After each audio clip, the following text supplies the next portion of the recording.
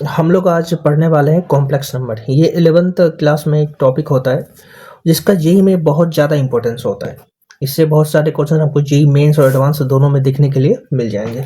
तो हम लोग शुरू करेंगे फ्रॉम बेसिक्स टू पूरा एडवांस लेवल तक लेके चलेंगे।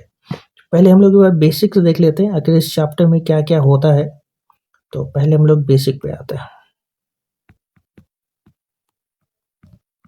मेरी राइटिंग थोड़ी अच्छी नहीं है तो यहाँ पे थोड़ा सा आप लोग देख लीजिएगा।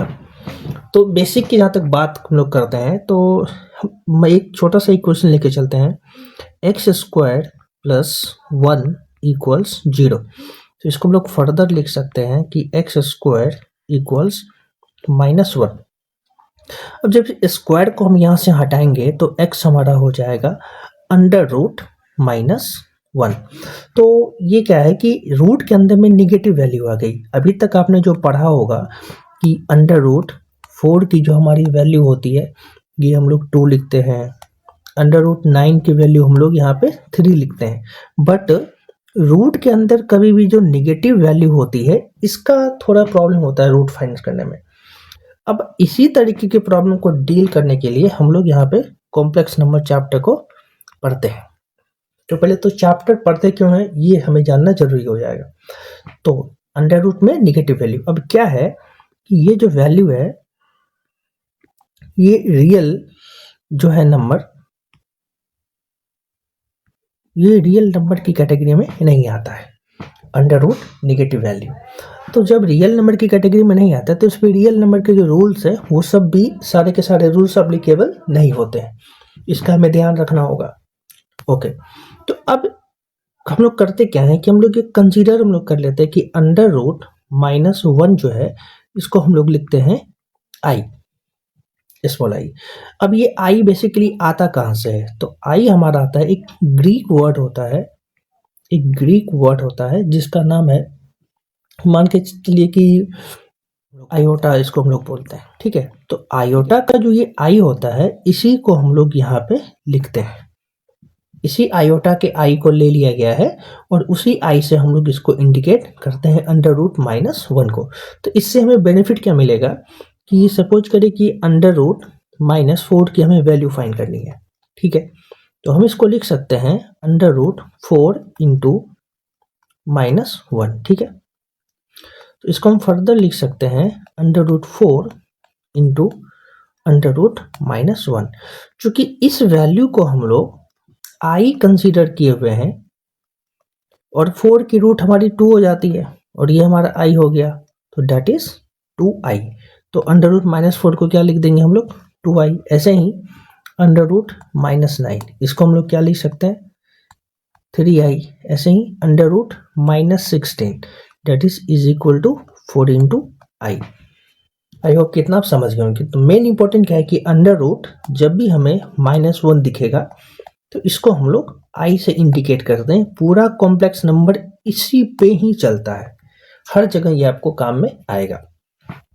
अब यहाँ आपको एक छोटी सी बात ध्यान रखनी पड़ेगी, क्या है कि √a into √b is equals √a into b होता है। बट ये जो कंडीशन है ये हर जगह अप्लीकेबल नहीं है। अब ये अप्लीकेबल कब है? ये वहां पे अप्लीकेबल है कि at least one of the value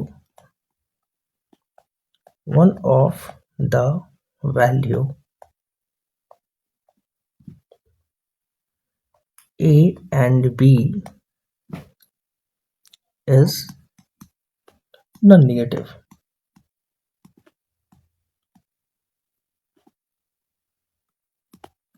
इनमें से एक वैल्यू जो है वो नॉन निगेटिव होनी चाहिए, तब ये हमारा अप्लीकेबल होता है।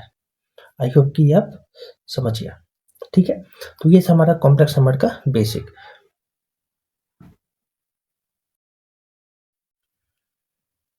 अब हम लोग इससे आगे बढ़ते हैं। ठीक है, तो इससे आगे जो हमारा अगला टॉपिक है वो सारा अब आई पे ही बेस्ड है, जैसे कि इंटीग्रल पावर ऑफ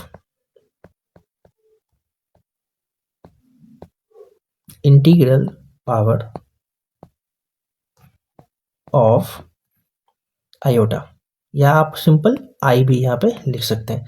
अब हम लोग आई के इंटीग्रल पावर पे बात करते हैं। जैसे कि अभी हमने थोड़ी देर पहले देखा था कि अंडर रूट -1 को हम लोग क्या लिखते हैं, आई लिखते हैं। अगर यहीं पे मैं रूट को हटाने के लिए स्क्वायरिंग बोथ साइड कर दूं तो आई का स्क्वायर हो जाएगा यहाँ पे, तो आई स्क्वायर इज इक्वल्स -1।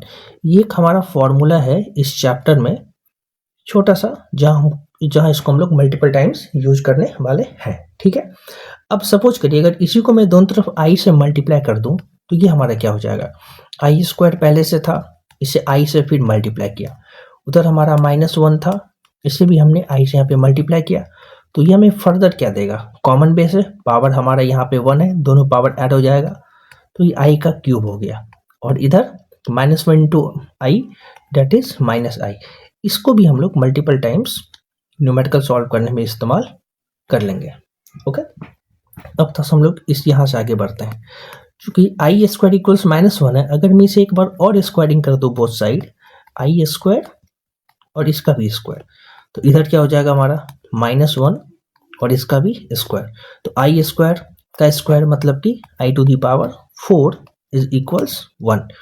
तो आई का पावर 4 जब भी आपको इस चैप्टर में कहीं पे देखने को मिलेगा, हम उसे सीधा 1 के साथ रिप्लेस कर सकते हैं। या आप इसको ये मान के चलिए कि आई का जो भी इंटीग्रल मल्टीपल ऑफ 4 होगा, मतलब कि आई टू दी पावर 8 इसकी वैल्यू भी हमारी 1 होगी, आई टू दी पावर 16 इसकी वैल्यू भी 1 होगी, आई टू दी पावर 64 इसकी वैल्यू भी 1 होगी, आई टू दी पावर 100 इसकी वैल्यू भी हमारी 1 होगी।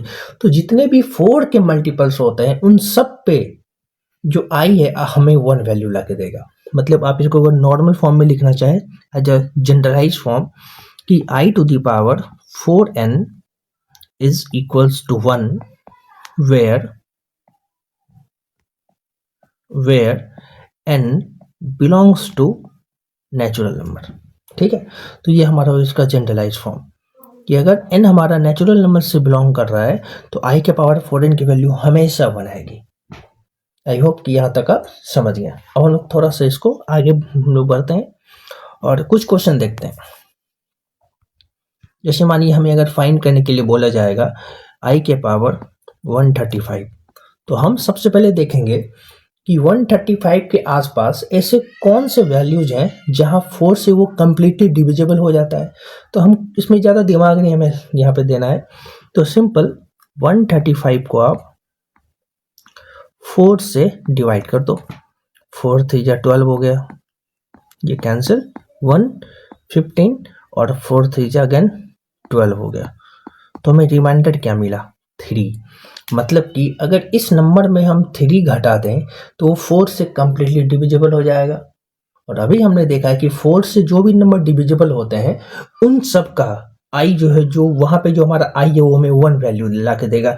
तो बचेगा क्या यहाँ पे, यहाँ बच जाएगा सिंपल आई क्यूब, और आई क्यूब की वैल्यू आपने जस्ट अभी निकाली है थोड़ी देर पहले, यहाँ पे आई क्यूब इज इक्वल टू -आई, तो ये इसका आंसर हो जाएगा।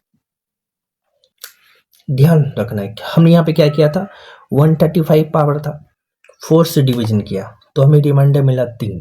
मतलब कि अगर ये नंबर 135 ना होके 132 होता, अगर आई के पावर 132 होता, चूंकि 132 4 से तो डिवीजन हो रहा है, पूरा पूरा हो रहा है, तो इसकी वैल्यू सीधी हो जाती 1। तो बचेगा क्या यहाँ पे 3, ये जो 3 यहाँ पे है, तो वही आई क्यूब यहाँ पे मैंने लिख दिया, और आई क्यूब की वैल्यू हमारी हो गई है -आई। तो आई होप कि आप इसको समझ गए होंगे। एक और क्वेश्चन देखते हैं इसके बाद। अब मानिए है 1/i टू दी पावर 47, ठीक है, चलिए, तो 1/, अब i के पावर 47, हम क्या करेंगे 47 को हम लोग डिवाइड कर देते हैं 4 से, तो 4 1 जा 4, तुम्हारा 4 हमारा कैंसिल हो गया, बचा 7, 4 1 जा 4। तो हमें रिमाइंडर क्या मिल गया यहाँ पे 3। मतलब क्या है कि अगर 47 ना कोई 44 होता तो 4 से डिवाइड हो जाता, तो और i के पावर 4 या 4 का मल्टीपल तो 1 हो जाता है, तो बचा क्या है, क्या यहाँ पे बच जाएगा 3, तो इसका वैल्यू हमारा हो जाएगा i के पावर 3। और i के पावर 3 की वैल्यू क्या होती है दैट इज माइनस आई। हम इसको लिख सकते हैं 1 अपॉन माइनस आई।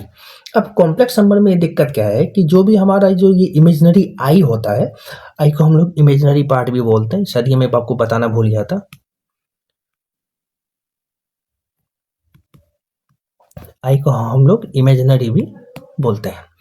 अब कभी भी जो ये हमारा आई है, ये कभी भी डिनोमिनेटर में नहीं रहना चाहिए, इसका आपको बहुत ज़्यादा ध्यान रखना पड़ेगा। तब अब डिनोमिनेटर से आई को हटाना है तो हम क्या करते हैं, आई से ऊपर और नीचे मल्टीप्लाई करते हैं, तो क्या हो जाएगा, i into 1 is equals i, नीचे माइनस है, i into i that is i square. और आई स्क्वायर की वैल्यू अभी हमने क्या देखी थी, -1। तो अगर हम इसको फर्दर लेके जाएंगे नीचे, तो ऊपर में तो आई है, नीचे में हमारा माइनस है, और आई स्क्वायर की वैल्यू हो गई हमारी -1। तो माइनस माइनस प्लस हो गया, नीचे में 1 हो गया, तो 1 का कोई वैल्यू तो यहाँ पे है नहीं, ऊपर हमारा बच गया आई, दैट इज योर आंसर। तो ऐसे हम लोग करके आई के पावर को हम लोग न्यूट्रलाइज कर लेते हैं। आई होप कि आपको इतना समझ के में आ गया होगा। हम लोग नेक्स्ट वीडियो में इससे थोड़ा सा आगे और अलग अलग तरह के न्यूमेरिकल जानेंगे, और मैं आपको कॉम्प्लेक्स नंबर पूरा डिटेल में, मतलब कि एक बेसिक से लेके एक एडवांस लेवल तक, cube root of unity, nth root of unity, फिर कॉम्प्लेक्स नंबर के सॉल्यूशंस, हम लोग एक एक करके सब कुछ सीखेंगे। तो अभी के लिए इतना ही है। Thank you.